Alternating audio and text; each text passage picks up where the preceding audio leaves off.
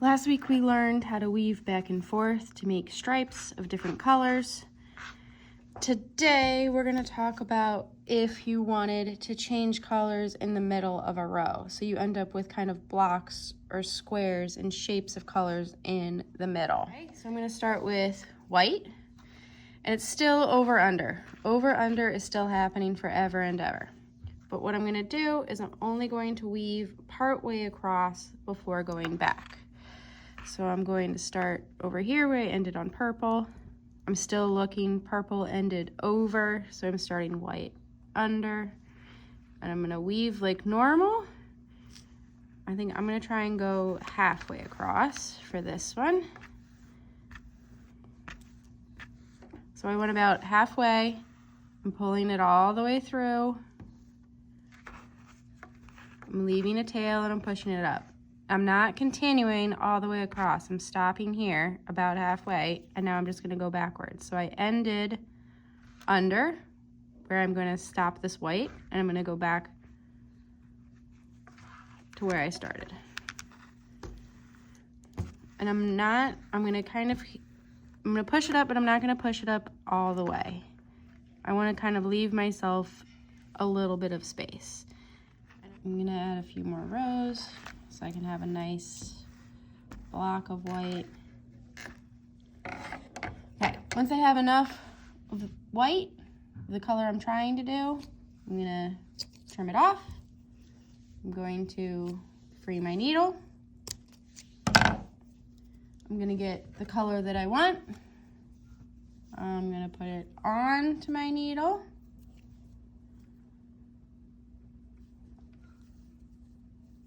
Tie myself a nice knot.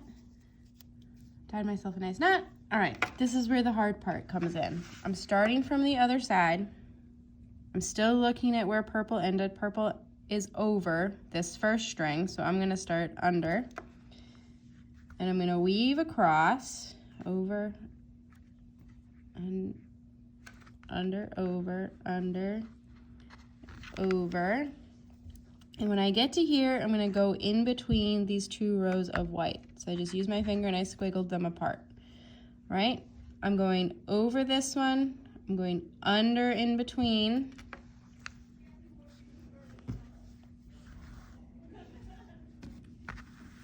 I'm pulling it through like normal until I have a small tail at the end. I've gone under this string, going between the white, and now I gotta go backwards. So I did under this, I'm going over it, and going under the next one.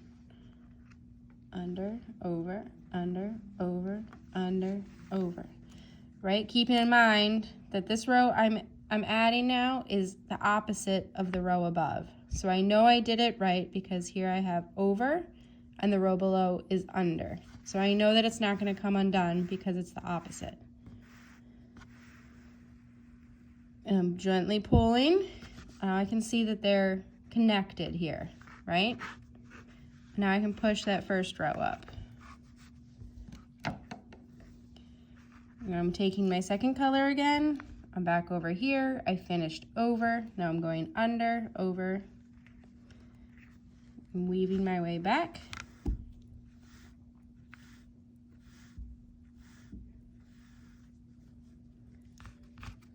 Okay, if I didn't connect here and I stopped at this string and I tried to go back right here, right, I would end up, see how it starts to pull away? I would end up with a hole. So I'm gonna undo what I just did.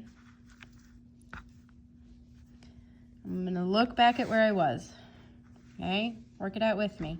I did under, so I'm going over this one.